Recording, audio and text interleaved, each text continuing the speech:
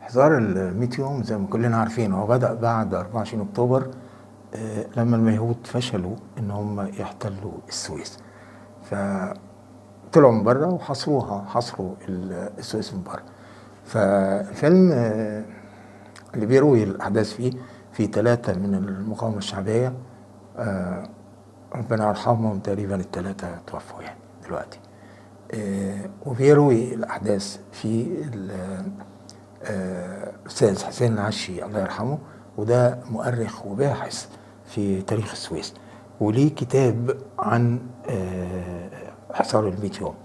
حصر فيه ال5000 واحد اللي كانوا موجودين في السويس وقتها، قدر يحصرهم بأسمائهم في الكتاب ده، اللي كانوا شغالين في المصالح الحكومية والهيئات وبتاع، فقدر يحصرهم وجمعهم في الكتاب ده. الكتاب ده عندي على فكرة. بيشارك في رواية الأحداث الحاج حافظ سلامة طبعا الله يرحمه. بيشارك في رواية الأحداث 2 ضباط شرطة كانوا وقت الحصار، واحد ملازم أول واحد نقيب، فبيشاركوا في اللي شافوه. بيشارك في الرواية 2 ستات فلاحين من القطاع الريفي بتاع السويس، على موقف حصل لهم بتاع، يعني هم مش بيحكوا أحداث يعني، لكن هم بيحكوا موقف حصل لهم لدي ولدي. المعلومة اللي عايز أقولها لازم ناخد بالنا منها، إن أما يتقال كلمة الجناين في السويس، هو مش مقصود بيها في الفيلم ده، لما يتقال كلمة الجناين أو بتاع، مش مقصود بيها حدائق ومتنزهات، هو مقصود بيها القطاع الريفي بتاع السويس كله. القطاع الريفي بتاع السويس السويسة كلهم بيقولوا عليه الجناين، على أساس في قرية في النص اسمها الجناين. هو طوله حوالي 40 كيلو في اتجاه الشمال، لو في اتجاه اسماعيليه، اخره قريه كبريت اللي هي حدودنا مع اسماعيليه. بيتكون من 7 قرى. فهم لما نزلوا من الدفرسوار نازلين على السويس متجهين على السويس، طبعا عدوا بقى على القطاع الريفي ده كله بكل القرى بتاعته واحتلوه كلها. حتى في حته كده الاستاذ حسين العشي بيقولها، بيقول ان ايه، اما نزلوا قريه الشلوفه، الشلوفه دي قريه من ضمن ال7 قرى بتوع القطاع الريفي. فهم حاصروا البلد من بره، لكن هو كان وبال عليهم اكتر ما هو تعب على السويسة. هو كان وبال عليهم، لان كان كل يوم بيتكبدوا خسائر في الارواح وفي المعدات، كل يوم كل يوم.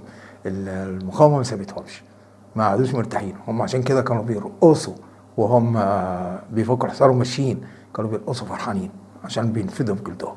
تعالوا نتفرج كده على الفيلم ونشوف الدنيا فيها ايه، واتمنى انه يعجبكم. يعني كان هتلاقي فيه معلومات كانت غايبة عنك ما عرفتهاش قبل كده. تعالوا بينا. يا بيوت السويس يا بيوت مدينتي، استشهد تحتك وتعيشي انتي. يا بيوت السويس يا بيوت مدينتي، استشهد تحتك وتعيشي انتي. يا بيوت السويس يا بيوت السويس. هنا هنا هنا يلا يا بلدية، شمر دراعتك الدنيا هي. هنا هنا هنا يلا يا بلدية، شمر دراعتك الدنيا هي. انباع العمر السوق المالية، رفاجها الروح السوق نجيبه، ونقعد ونغني عالسمسمية. ليكي يا مدينتي ياللي صمتي، يا بيوت السويس يا بيوت السويس. يا بيوت السويس يا بيوت مدينتي، استشهد تحتك وتعيشي انتي. يا بيوت السويس يا بيوت مدينتي، استشهد تحتك وتعيشي انتي. يا بيوت السويس يا بيوت السويس. استشهد والله ويجي التاني، فداكي وفدا اهلي وبنياني. استشهد والله ويجي التاني، فداكي وفدا اهلي وبنياني. اموت ويا صاحبي قوم خد مكاني، دي بلدنا حلفة ما تعيش غير حرة. اموت ويا صاحبي قوم خد مكاني، دي بلدنا حلفة ما تعيش غير حرة. قفلت بيتي وسكت دكاني، يا شط وبحر وشبكي وسفينتي. يا بيوت السويس يا بيوت السويس.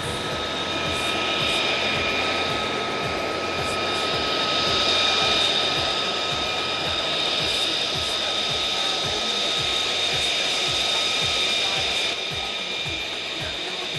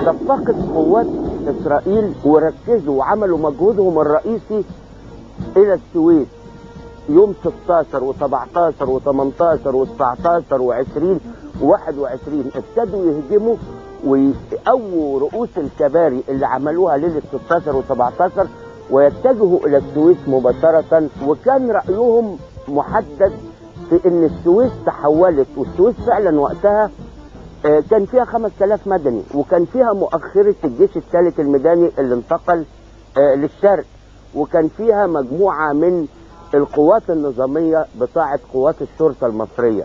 يعني لما نيجي نقيسها بالمقياس العسكري، السويس هم سموها نفسهم في كتاب التقصير اللي صدر عن لجنة أجرانات اللي هي حققت في وقائع تقصير الجيش الإسرائيلي في حرب أكتوبر، قالوا إن السويس كانت مدينة أشباح. بالمنطق العسكري البسيط، انت الحاج سيد؟ قال لهم ايوه انا الحاج سيد. فقالوا له ايه، احنا هنعملك عمده يعني تباشر البلد دي وتقتلها فيها.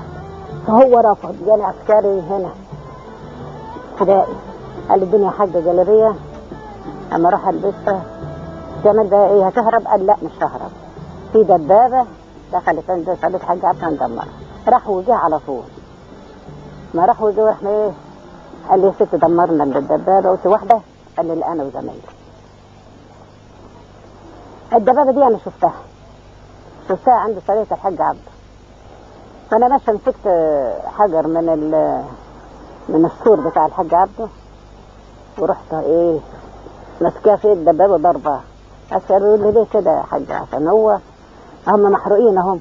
قلت له لا عشان هم ده انا لو لشنت كنت عملت اكتر من كده. عشان هم ايه جايين ينجسوا الارض الطاهره. في مساء 23 اكتوبر علمنا ان هناك تحركات من القوات العدو محاولة اقتحام المدينة من جهة الجناين. فصدرت تعليمات السيد اللواء محي الدين خفاجة مدير الامن بالتحرك الى ادارة النجدة وهي خارج المدينة في منطقة منعزلة، وكان معنا وقمنا بتوصيله الى غرفة عمليات مديرية من المحافظة لالتقاء بالسيد المحافظ، وتوجهنا الى شرطة النجدة وقمنا بعمل اجراءات اطفاء المبنى من الخارج وعمل اتصالات وتجهيز الاتصالات بالقاهرة بغرفة عمليات القاهرة. وبدأنا في توصيل المعلومات اللي كانت والاحداث الموجودة، وكان معنا على جهة اخرى كبار المسؤولين في الدولة، السيد رئيس الجمهورية، السيد وزير الداخلية، السيد المشير عبد الحميد وزير الحربية، وذلك لتبادل المعلومات فيما يحدث في الجبهة. كانت رتبتي نقيب حديث. كنت اعمل ضابط في اسم شرطة السويس بمديرية امن السويس. صدرت تعليمات من مدير الامن ان اتوجه الى مستشفى السويس العام، واللي هي كانت شبه عسكرية لحدوث امر ما. فكانت التعليمات اللي صدرت الي تعليمات كانت مكتوبة من مدير الامن بان اي شخص مصاب من افراد القوات المسلحة سواء كان مجند او ضابط اثبته، وكذلك الافراد المدنيين. وكان الافراد اللي هم تبع القوات المسلحة كنا بناخد السلاح بتاعه ونثبته في دفتر وبنحطه في مخزن. وبدأت اعداد المصابين تكتر، وكل ما تكتر اعداد المصابين كان الافراد المصابين كان بيجي معاهم افراد ملازمين ليهم، كان بيجيبوا لهم الدواء ويشرفوا عليهم لحد ما يتم استرداد العافية بتاعتهم، وبعدين يرجعوا تاني يستكملوا الدورة بتاعت القتال. كل فترة كانت بتكتر عدد الأسلحة. فكانت الأسلحة اللي هي كانت موجودة كانت قنابل شديد الانفجار وقنابل يدوية وار بي جي 7 وار بي جي 2 وبنادق آلية 762 في 39. تعرفت على مجموعة من الأفراد من أفراد القوات المسلحة اللي كانوا ملازمين للمصابين اللي كانوا موجودين في المستشفى. فاستطعت ان انا اتعرف عليهم واعرف انواع الاسلحة بتاعتهم، وبفضل الله تم تكوين حوالي 13 او 14 فرد منهم.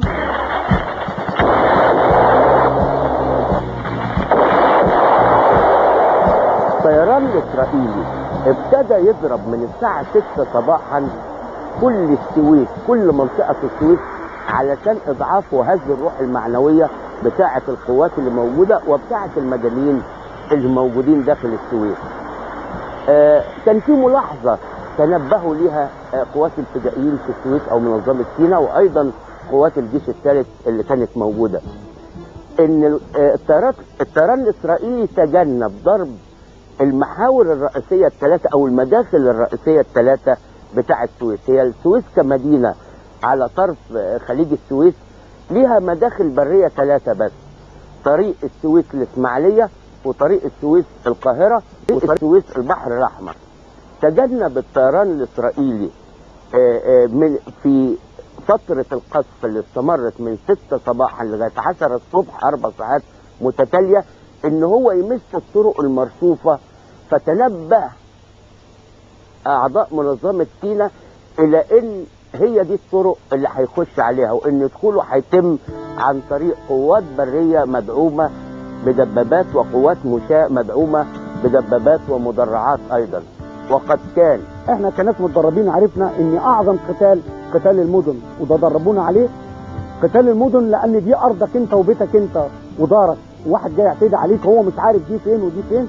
انما احنا اللي كنا خرجنا لهم نقابلهم في المثلث بره، المنطقه مكشوفه، اي طياره هليكوبتر تقدر علينا. فوزعنا نفسنا كماين، 4 كماين. كان في كمين في الله يرحمه الشهيد احمد ابو هاشم اللي هو اخو الشهيد مصطفى ابو هاشم، وكان معاه الشهيد اشرف عبد الدايم والشهيد فايز حافظ امين. الكمين الثاني كان فيه الله يرحمه غريب محمد غريب. وفترتها ليه؟ لان هم في الحاله دي مش عارفين قوس نيران، مش عارفين اللي يقعدوا فين، فبقوا هم تلاقي الناس ماشيه، تلاقي طلقه ناس وقعت، طلقه ناس شدت. فاحنا قلنا ما ينفعش الكلام دون، لازم ندمر الاسم باللي فيه. قعدنا نضرب الاسم ضرب بقنابل حرقه وغيره. بعد الظهر كده جالنا واحد راجل صول من الاسم، قال لك ان اليهود اللي في الاسم عاوزين يسلموا، بس اشترطوا عليه ان هو اللي يرجع، وان هم مش عاوزين يسلموا على الكوماندوز اللي هم شايفينهم. طبعا هم شايفين جنود احنا ما شفناهاش، بعد كده ما وصفوها في كتابهم اسمه التقصير، قال لك جنود صاعقه عمالقه لهم انياب. جا ربنا وراها لهم، فهم بيقول لك مش عاوزين نسلم للكوماندوز دول، احنا عاوزين حد يستلم مننا. المهم اقنع الراجل، طالما الراجل حاولنا معاه ابدا ان هو يرجع، مات في الارض. قال لك ما رجعش. كان راجل كبير برضك وكان له عذر، يعني انه طبعا ما تعرضش لخوف زي ده، فرفض ان هم قالوا اي حد هيدفع. وطبعا لما شفناهم عملوا ايه في الشهيد اشرف، فبعد كده بدات ايدي احس بيها، فجاء الشهيد ابراهيم رحمه الله عليه خد مني الاذن ان هو يقتحم الاسم. ابراهيم سليمان قال غطوني بالنيران وانا هاجم الاسم، وشفته بيلعب جمباز.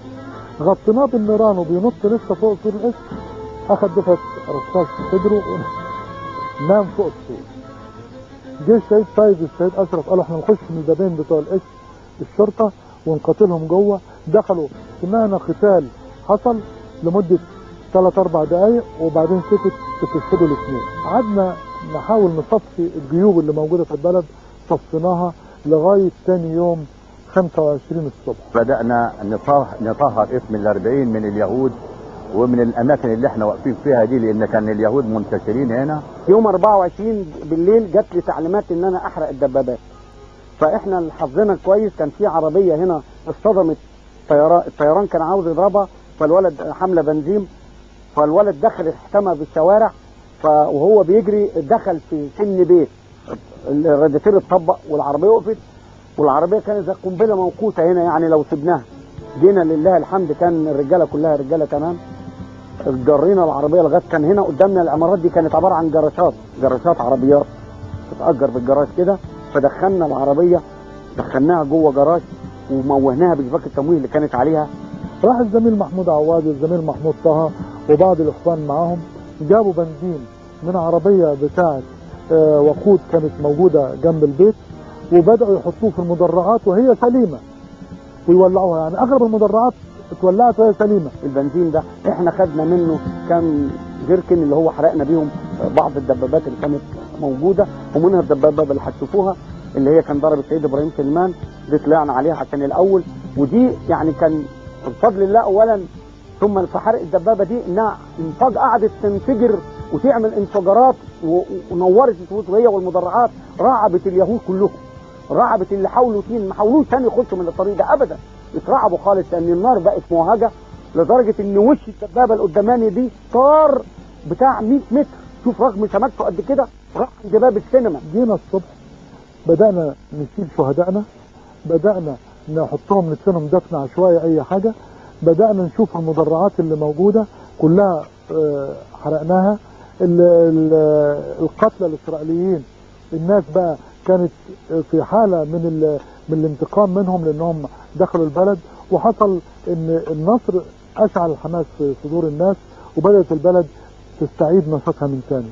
إلا إن اليهود مجموعة منهم استطاعت ان هي تهرب من اسم الأربعين، اسم شرطة الأربعين، ومنهم مراسل عسكري اللي هو كتب كتاب التقصير. وكانت ملحمة وطنية تثبت ان قول النبي عليه الصلاة والسلام اذا دخلتم مصر ان شاء الله فاتخذوا منهم جندا فانهم خير اجناد الله في الارض، وان شاء الله سنظل اجناد الله في الارض الى ان تقوم الساعة باذن الله، وانهم في رباط الى يوم القيامة. بيوت السويس استشهد والله ويجي التاني فداكي وفدا اهلي وبنياني، استشهد والله ويجي التاني فداكي وفدا اهلي وبنياني، اموت ويا صاحبي قوم خد مكاني، دي بلدنا حلفه ما تعيش غير حره، اموت ويا صاحبي قوم خد مكاني، دي بلدنا حلفه ما تعيش غير حره، قفلت بيتي وسكت دكاني، يا شط وبحر وشبكي وسفينتي، يا بيوت السويس يا بيوت السويس يا بيوت السويس يا بيوت مدينتي، استشهد تحتك وتعيشي انتي. يوم 25 اكتوبر وجهوا انذار الى محافظ السويس محمد بدوي الخولي بانه يسلم السويس والا هيدمروا السويس على الاخره. المحافظ استشار من حوله وبحثوا في الموقف، فقيل له يا فندم لا ماء عندنا ولا تعيينات عندنا، وكذلك ما عندناش قوات تقدر تقاوم الغزو الإسرائيلي. السيد المحافظ اتصل بينا وكنا عاملين كلمة سر بيننا وبينه اللي هي عبد الهادي على اساس يتصل من اي موقع، وكان هو في محل للبقالة في ميدان الأربعين في شارع شميس، وكان على اتصال دائم مننا وطلب مننا الاتصال بالمسؤولين في القاهرة ابلاغهم انهم طلبوا تسليم المدينة ولا يعمل ايه؟ قال يختفي زي ما هو مستمر في اختفائه. فالحقيقة طلبت القاهرة السيد ممدوح سالم اتصل بينا وقال بالعرض على السيد رئيس الجمهورية الاستمرار وعدم الاستسلام.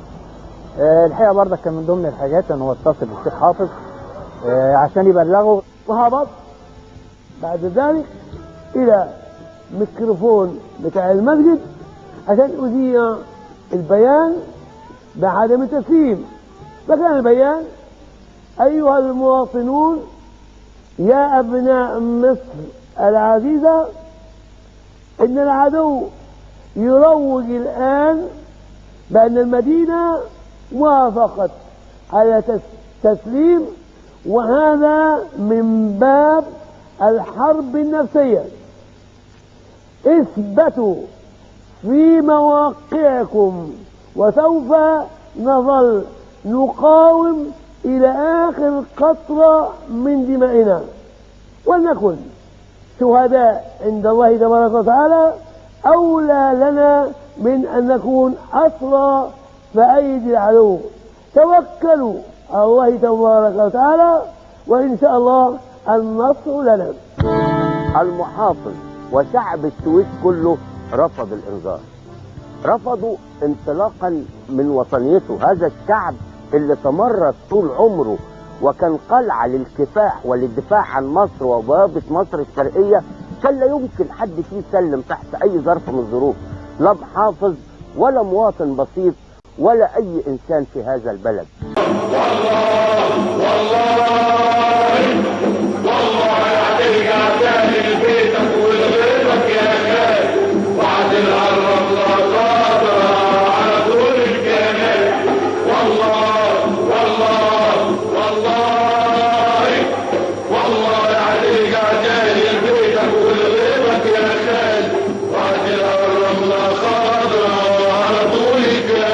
لم تنتهي العمليات يوم 24 اكتوبر سنة 73، بل استمرت على اوقات متفرقة طوال فترة الحصار. قدرنا نستولي على مجموعة كبيرة جدا من الأسلحة من اليهود.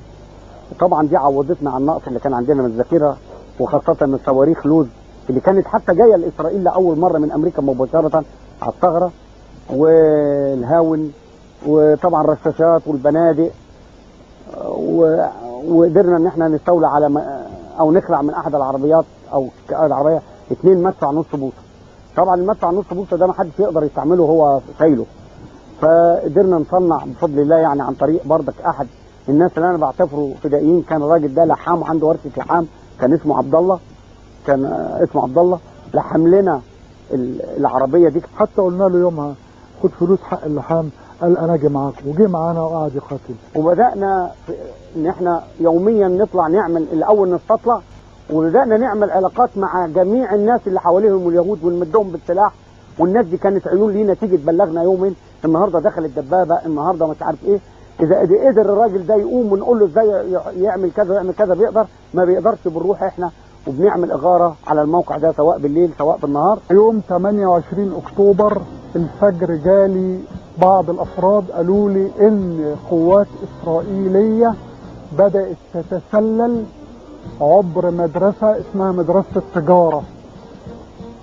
كانت مدرسه التجاره دي ما فيش حد فيها، قدام مدرسه السويس الثانويه العسكريه. وبعدين جمعت قوات بتاعتي وكان عددهم 13 واحد. استطعنا برضو تجميع افراد ثانيه، وصل عددنا الى حوالي 36 واحد، ورسمنا خطه وهاجمنا المنطقه اللي هم كانوا فيها. الاشتباكات ما كانتش بسلاح الار بي جي اطلاقا، وانما كانت بالبنادق الاليه. استمر الاشتباك دون فترات متقاربه مستمره، استخدمنا فيه البنادق الاليه، واستخدمنا فيه قنابل يدويه.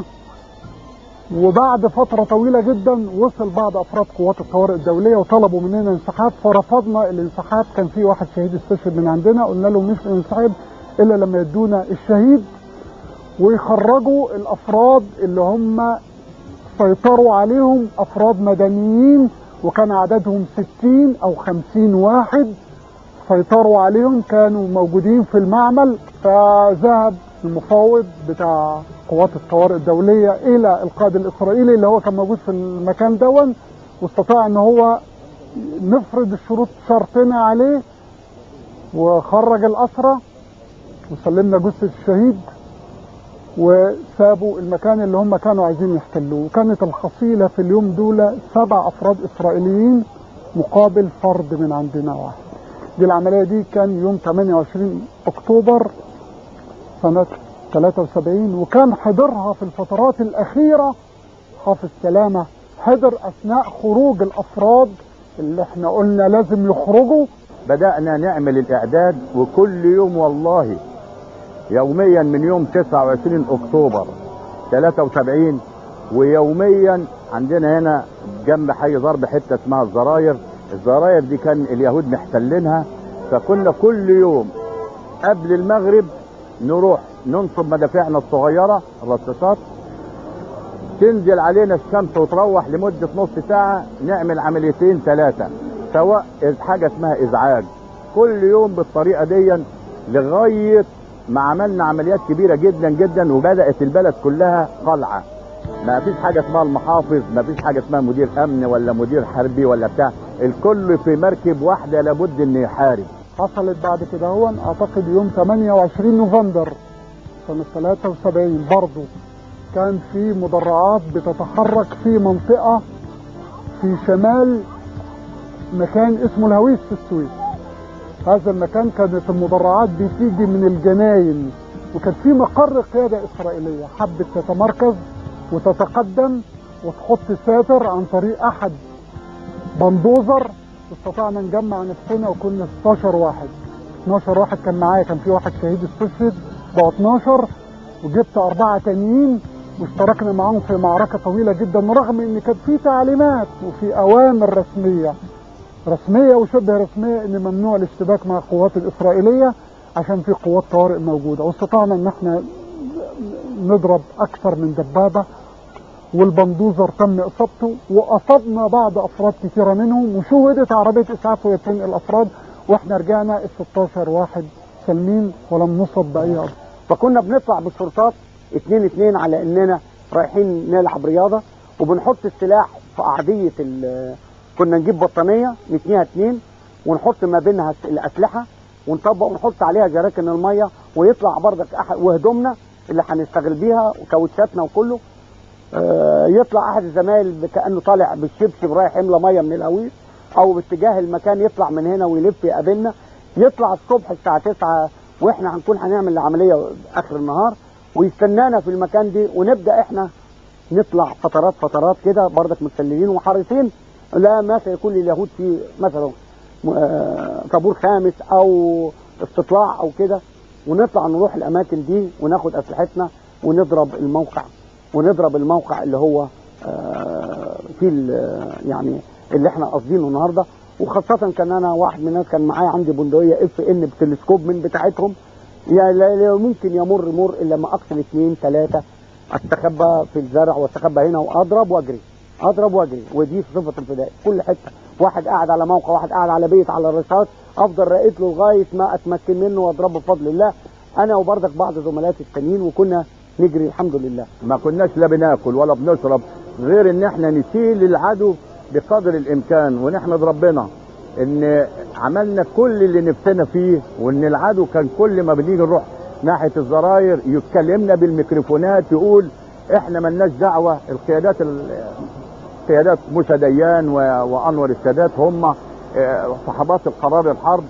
كل يوم كنا بقى بتيجي نشره من جوه الحصار جوه السويس بتقول ان مات واحد اسرائيلي، مات ضابط اسرائيلي. في احد الايام مش فاكر لان انا كنت اتلبحت بايام ولا عارف، المهم رحنا نضرب منطقه الزراير وكان قرب المغرب، ضربنا بالهاون عشان بنضرب جراج اليهود متجمعين فيه، كان بتاع جمعيه عمليه البترول، وانسحبنا. بعد ما انسحبنا لقيت القائد بتاعنا باعت لي، وانا خفت قلت ده بيقول لي يعني هيحاسبني على اني ضربته وما سمعتش الكلام. لقيته هنانا وخدني بالحضن وقال لي ان انتوا في دانه، انت سمعتوا اذاعه اسرائيل قال ايه؟ ان احد الدانات، لان الانسان بيقول وما رميت اذ رميت ولكن الله رمى، احد الدانات نزلت في قلب العربيه جيب قائد الشرطه العسكريه لمنطقه السويس هنا كلها مات هو والمساعد بتاعه والسواق بتاعه اما نزلت الدانه في العربيه. طبعا فرحنا جدا لان دي تعتبر اكبر خساره خسرناها لهم بجانب الخسائر اليوميه. حتى وهم بينسحبوا كنا برضك بنطلق عليهم النار وبنسقط لهم جرحى. اول مره الوحيده في تاريخ مدينه مصريه تتعرض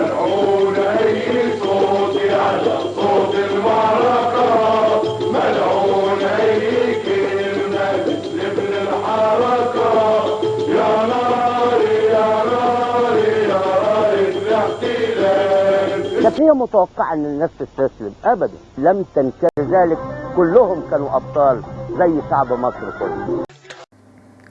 طبعا حقهم يرقصوا ويغنوا ويهيصوا. فرقة ولاد الأرض اللي قعدت 7 سنين تغني للمقاومة وتستفز الناس وتحمس الناس وبتاع، فليهم حق يرقصوا ويغنوا وبتاع فرحا بالنصر. هما هنا كانوا بيرقصوا فرحانين بالنصر. الإسرائيليين كانوا بيرقصوا وهم ماشيين عشان نفدوا في جلدهم، واللي ماشي بقى عشان يحافظ على حياته بتاع. فيعني فرحانين وماشيين من الخوف، يعني عكسنا احنا تماما. احنا كنا نرقص فرحانين بالنصر. هنشوف لقطة بعد كده وهنشوف مشير أحمد إسماعيل وهو داخل السويس وقد ايه واخدها العزة والفخر وبتاع. هنشوف استقبال السوايسة للجنود الجيش الثالث لما داخلين السويس بعد فك الحصار. شوف استقبال الناس ليهم شكله ايه، استقبال هايل وفرحة فرحة فرحة وما بعدها فرحة بعد حصار ما انتهى حصار ال100 يوم. فرحة بالنصر طبعا كبيرة قوي يعني. هنشوف السادات وهو داخل السويس برضه بعد فك الحصار وزار معرض الغنايم اللي كان معمول في السويس. كان معمول في حتة واسعة كده اسمها الساحة، مكان مديرية الأمن ومجمع المحاكم حاليا بالظبط يعني. كانت أرض فاضية كبيرة فكان معمول فيها معرض الغنايم ده. أنا زرته في 74، فكان شوف العزة والفخر اللي ماشي فيها السادات، شكلها ايه، ماشي فرحان بالنصر، ان البلد دي صمدت وهزمت اليهود والحصار اتفك ومشيوا الحمد لله. تعالوا كده نشوف نكمل الجزء.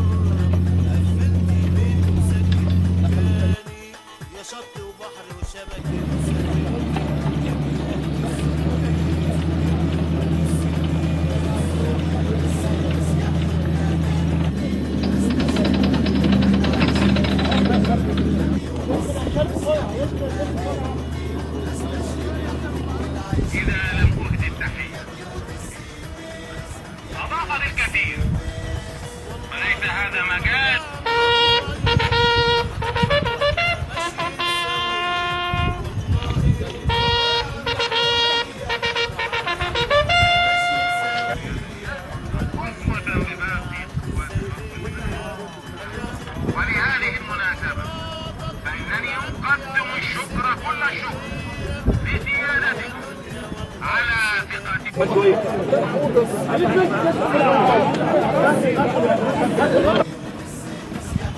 يا باشا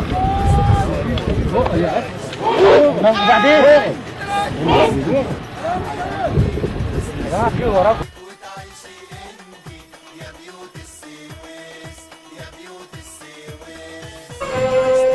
وفي الميدان الكبير في المدينة الظافرة مدينة السويس شاهد القائد الأعلى معرض غنائم الجيش الثالث. معدات العدو وأسلحته ودباباته وطائراته تحكي حجم الانتصار